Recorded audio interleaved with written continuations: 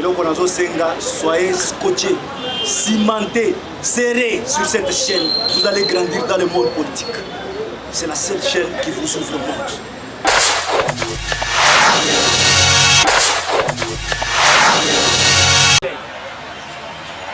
Oui, bienvenue dans notre nouveau numéro de page magazine Vérité Plus, toujours au micro des journabilités de la presse congolaise, Jonathan Bango. Je suis déjà avec notre invité, comme d'habitude, vous le savez, que notre magazine est là pour vous informer sur les actualités politiques, socio-culturelles de notre pays, la République démocratique du Congo. Vraiment, Ndengekaka de Lubaka. On a déjà monté tous les na plateau, aza invité oyo tobesana koyambaye na plateau na biso, abengami bongo na kombo ya ndeko Jérémy, po etikali po na présentation pour découvrir na kosepela makasi ye moko asa la présentation na ye. Bonjour ndeko. Oui, bonjour ndeko journaliste. Bandeko bazolanda yo bandi vraiment bayeba yo malamu oza penza nani na banza mboka etonga kita. Ayebisaka bango mboloko nyama maye yakiti na telefone yoza sepe parce que nazalaka siri na makambo na lokola pe ezalaka réalisé boyebi bino nyonso déjà elongi oyo boyebi mboloko nyama mayele mwana mboka président parlementaire élu ya kati ya base ya mongo pe oyo asimbi sentir lisusu mobile oyo tozo combattre pour kumesa matete parce que c'est incompétent. Parce que tu fais pas le montage, les ambolos qu'on a maillé, et que balandino sur Bolanda, on a salué notre autorité, la mission de qui a parti, comme la présidente de la République, en tout cas l'Ongonia, le Sako, ou même l'Angwende, la Yoto, qui t'a rencontré, la mission de ce président est parti, Jean-Marc Kaboun, avec la pote, mon nène, ou même là, vous avez vraiment excellent ma casse. La Kitty, le sous la 16e abisso, en tout cas, Kabouyo Zawana, la félicitations parce que vous êtes dans mon moko, maillé les billets. Dans la FCC Ndebasuke, vraiment, Oumela. Merci, président Kiba, au place aux alliés au Landanga. On a pile petit dans la ceinture. Et ça va ok, vous allez quand vous continuez à la paix, mon conjoint. C'est ce qui va Oumela. Baroyo Kanibison. C'est ce qui va aux Akawana. Vraiment, Baroyo Kasson, Oumela, Baoumeli déjà, Balanignon sur la GCAM TV. Bino Pebo Oumela, place aux arts, toujours, na fidélité, il y a un micro, il y a un magazine, la Bino Vérité Plus. Ndeko Jérémy, vraiment, to sepeli bandeko bazomona yo bayebi ke oyaka penza oyo nabengaka yo libotu nini penza omemeli bakongomani oyo bazolanda biso. Oui, bato bazolanda mboloko ya mamayele mais eloko esalinga mpasi ale atundu azosala lelo déclaration ya koyebisa peuple congolais ke mpe ya kodresse monsieur Kalevi Mouton alobi me pourquoi Kalevi obatami esengeli Kalevi obima mpo justice ezwa yo en charge bayeba. Mais comment Kalev est une autorité? On a une déclaration, il y a les Atundu. On a qui pire à Kalev. Il n'a pas bien, mais a décrété ma casse. Le lot à l'air Atundu à TV a expliqué parce que non, Kalev est incompétent, est indiscipliné, a respecté la justice congolaise. Et puis a tindé les messages, place nous sur Kalev à Batami, à l'Atundu à Ebisi habillement. Sinon, tu es sûr qu'il va gagner des milliers de collègues. Vraiment, ndenge ba Emilia Kamere mais tozoloba to telemana wana soki tozolobela Kamere to betaka sete makasi parce que balobi azali moko ya état de droit donc état de droit ibandaki na ko frapper mais soki to komi na dossier ya Kalev jusque là état de droit ezokoka ko frapper bato misusu te na ndenge ni. Non, les tout change avec l'État. Il faut que le peuple congolais yeba ke to utaki wa tozo kenda na kati ya mboka il peut retomber la nation.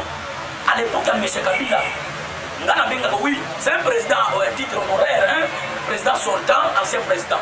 Kabila, tant qu'il a pouvoir, a soit qu'il y a une institution en otage. Abibo Yiba Nabino, Bossala Nyoso Bobo Congolais, mais pouvoir n'a pas aussi maté. Mais le problème, c'est quoi? Moi, je ne comprends pas le peuple congolais, l'autorité congolaise. Kalev, il prend ça en pleine la justice. Selon moi, il faut qu'elle fasse qu'elle ait autorité. Il faut se présenter dans la justice pour battre l'union sur même mission à petit peuple. Donc oui, c'est ça l'état de droit. Or, le président Félix a dit notre problème dans ce pays pour restaurer seulement l'état de droit avec la démocratie sociale. Vous comprenez un peu? Alors, Kalev vient que chaque chose a son temps. Dès que aller à tout le monde réclamer, a dit que non, Kalev a été indiscipliné, mais a été humilié dans constitution ya mboka azokolobaki ngai avant na kose présenter na justice ebongi balongola basisi wana mboka etonda kita o makambo ni toloba to toloba te olanda masolo nazalaka clair wana eza déclaration ya l'air tout comment M. Kalevi akomi kosenga ke avant na kose présenter na justice le président de la République a changé basisi. Or, le même bassis il y a humiliaté, le même bassis il y a doutaki, c'est bassis on a pas ça ça laisse en désordre. Mais ça peut faciliter pour ça mais ça chef de la sécurité, il y a nation au Pisa aebi secret ya école ndengezali. Est-ce que vous monitez que ça danger pour na ça mais ça Kalev nous donne devant justice peut-être pour qui dévoiler ba secret monsieur pour qui danger pour la nation. Oui. M. Kalev Mouton a sali crime contre l'humanité. On ne peut pas laisser M. Kalev comme ça au moment que notre pays est en état de droit. Et puis, nous avons une information à l'homme congolais, même la diaspora. État de droit est sous qui n'a pas de état de droit est sous qui tatine à petit peuple. Même il a tenu à Banabas. Le code de comme la mboka mibeko est appliqué. Même là, il faut tout éduquer. C'est ça l'état de droit. Vraiment, état de droit, journée de la femme, bientôt là, bazo culturé en mot, état de droit, ndeko auti koloba, basi balata, malam wana, tala yango, malam wana, toujours beta pena masolo, ya marambo tali, état de droit, toko tana nuna marambo ya eske. De l'eau état de droit et pessi mutunyoso aloba oyo aza ko se sentir mabe to malamu mais toti komona ba député à Kivu basengi pétition contre bureau ya Mosso parce que tu koloba makambo etali est to ka limisi ba secret à est place wana koloba. Oui, tous les députés au baloba qui biloko wana ba wangani. J'ai suivi une personne, un député de l'UDPS. C'est notre frère. Il faut tout le bac à vérité. Bah, interpeller, il y a un cas qui a RTNC. À lobby clair, à lobby non. Autant que Koko n'a gagné un moto, na sali promoteur ya motion contre son côté la pétition contre son côté la motion. Député na lobby na ici ya ngote. Soki batu ya FCC, basolu ke loko moko pour étouffer. Fusion mo jambo ka union sacrée. Ba kokuta na peuple. Et puis moi j'ai compris au moment où il partait ba député ba linga ça biso. Ba yeba que nous les peuples congolais nous sommes pas les naïfs. Et puis nous sommes forts. Sauf qu'il est là pour benga na député grâce au peuple congolais. On ne peut pas blaguer avec le peuple congolais. Comment que tout ça dit 18 ans? Voilà que les suffrages. Et le président Félix a continué à mboka na lelo batu mobi baba lingi te peuple se retrouver. Tant Mbosso. En tout cas merci. Bang na Mbosso kodia pwanga. Bimangeme tout vraiment ngeke na nzila. Munu mendi mayo. Tous les députés ya est bon mais ça va crime ya yo 4 ans na est. Na ninga expliquer binoni. Partout boyo ka kikongo te na lobby na président ya assemblée Mbosso kodia. Na biso na bandu ba kodia wana ezali to benga kangwesa kodia oyo te non kodia za pouvoir te kodia wana biso to benga ka mbembe ozo teka na kisasa to liaka yango c'est que Mbosso azelo pa malamu oya yena kati ya parlement pour la peuple congolais puisque mbembe ba liaka ba mwaka kote yango monto benge kodia kwa donc on a linga expliquer ba qu'il faut ba yeba que président ensemble azali na raison. Parce que tant que les députés sont bango clair que ceux qui bino na crime sur le canal est de la carte, il faut laisser. Parce que pour qui kabilo kwa na la peuple ndenge so papa to banda musée. Moi je regrette beaucoup. Tant na yoka kabatu mususu que musée asala ki bien oui. Mais système musée il est là kibiso. Ya koyela biso ba Rwanda ba nyamulenge, Mobutu atika ba nyamulenge.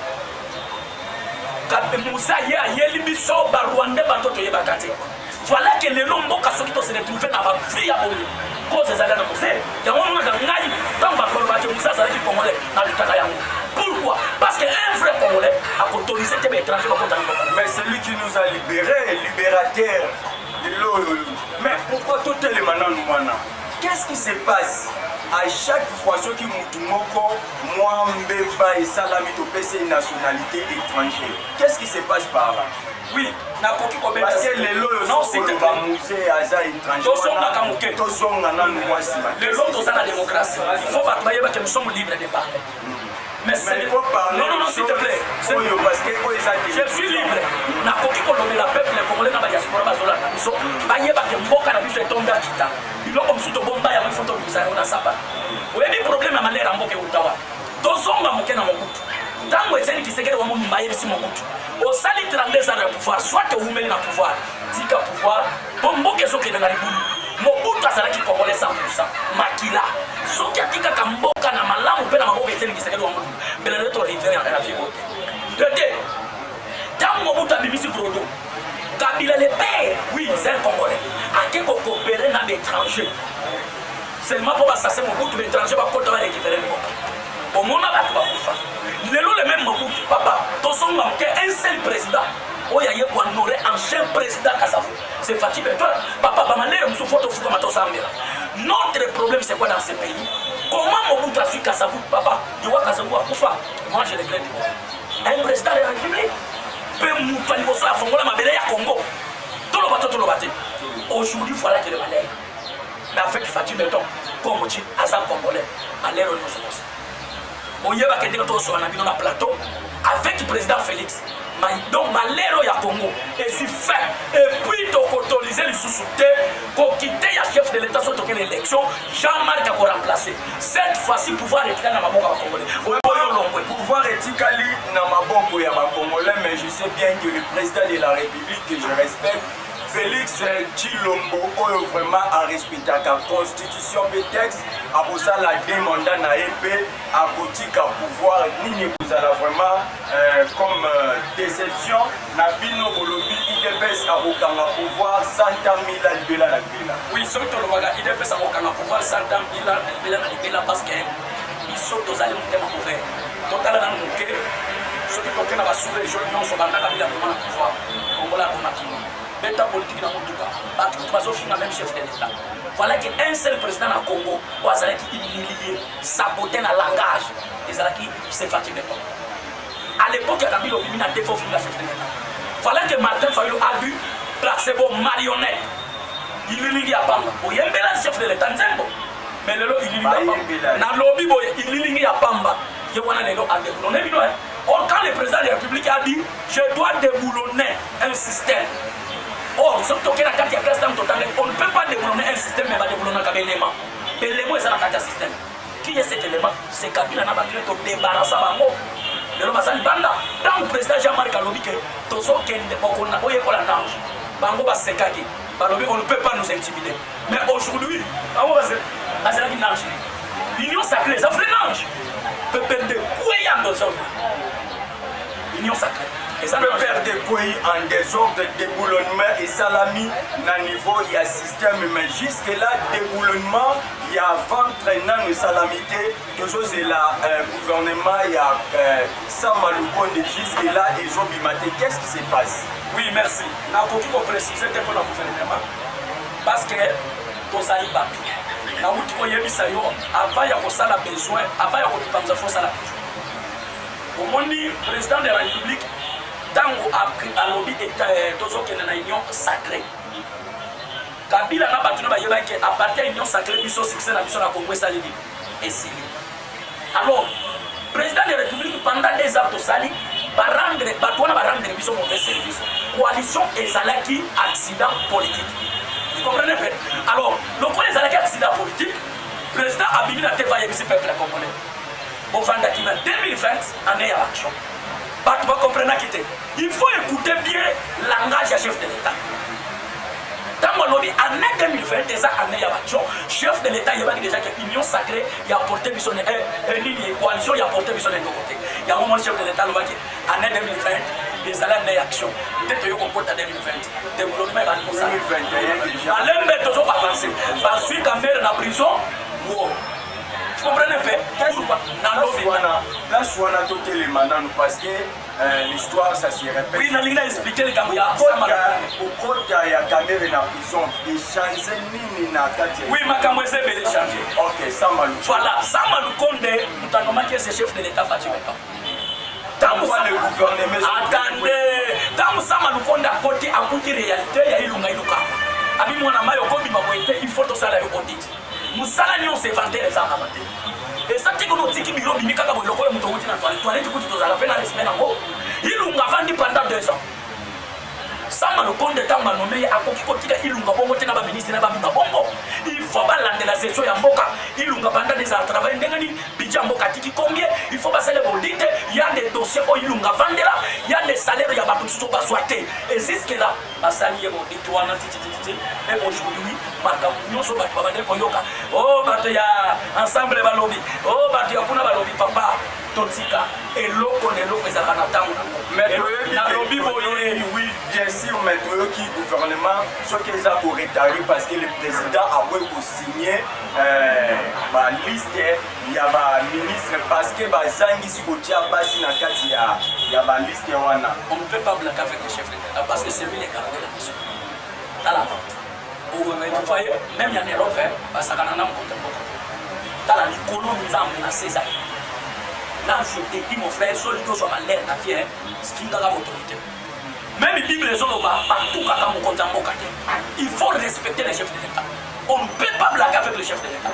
Et puis, nous avons directement dans la FCC. Tous les députés honorables dans la FCC, il faut faire attention avec le président de la République. Ceux qui vont se blaguer avec le chef de l'État, vraiment, ils sont peuple de chargé dans bino, ceux qui les lombo qui comme dans Nikoulou, et ça dit grâce à la FCC. Et puis, dans ce côté, c'est Martin Fayoul, il faut y avoir que le peuple a compris déjà qu'à l'étranger. Vraiment, à l'étranger, FCC, président Sorta a déclaré à ce qui FCC, bazonga na opposition pour le bini. Bakende, Baya, bisous tous à Kunate, si déjà, tu débarrasses avec moi. Bisous tous aux préférés Bakende l'opposition. Bamona o il est pesant. Pour comprendre que oui, pouvoir les apasser. Kabila Kota Namboko, tu y vas placer à Outate. Babomi Mousse va remplacer Kabila. On les a qui 4 occidentaux. Par français na bagage. Tant on a qui ça même communauté internationale. Sauf qu'il est là, il y a solo Kabila Oyo, communauté internationale Bokanga Kabato. Mais pourquoi Botika M. Kabila libre au moment qu'il va pour ma président Mousse Kabila Laura. Et c'est ce qu'est là, parce qu'on peut interpeller Kabila.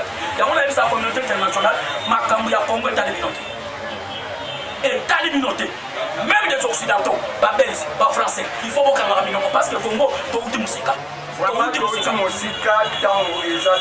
sommes presque à la fin de notre émission. Vraiment, Balandia, Jekam TV, Bino Sobozolanda, magazine, Bino Vérité, plus c'est un magazine.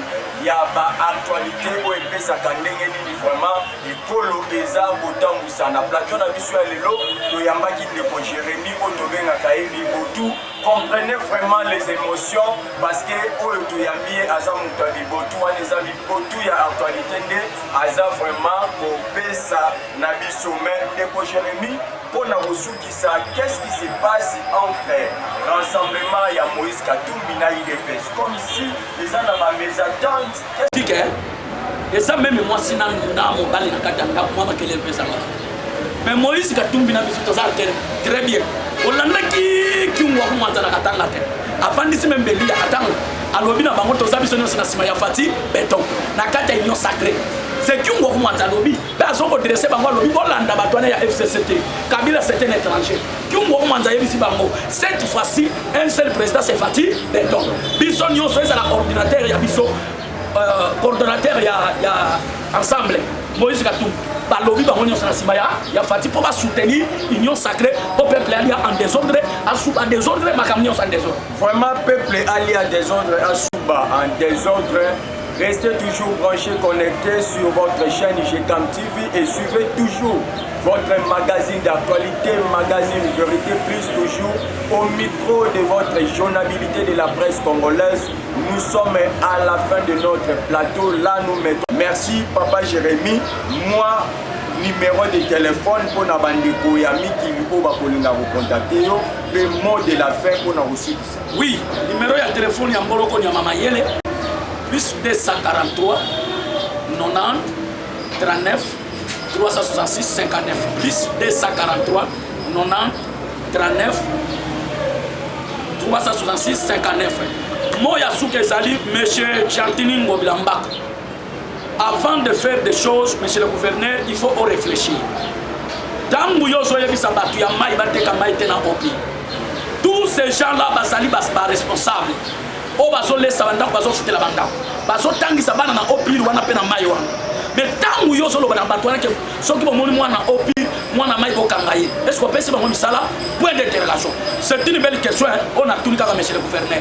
On répond. Vraiment monsieur le gouverneur, eza vraiment makanisi ya malamu ya kosilisa ba chasser mais eza na lolenge ya malamu ya kosalela yango. Vraiment il faut que créer une industrie de production oyo ekopesa pe ba congolais misala soki tie que peut-être batu ba lokotarata ba chasser wana na ba bidon ba tumbi yango ba tie yango comme poussière, ça va aider les congolais.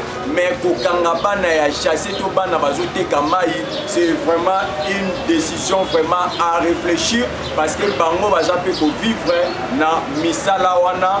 Moi je vous conseillerais peut-être ya kolandela na sommet place ba chasser ba bidon en plastique, tout ce qui est plastique place ebimara, soit tu kokangane ba usine mais kokanga bana ya chasser et kozala vraiment pas na yango nde to sukisi vraiment magazine na biso ya lelo otikala malamu.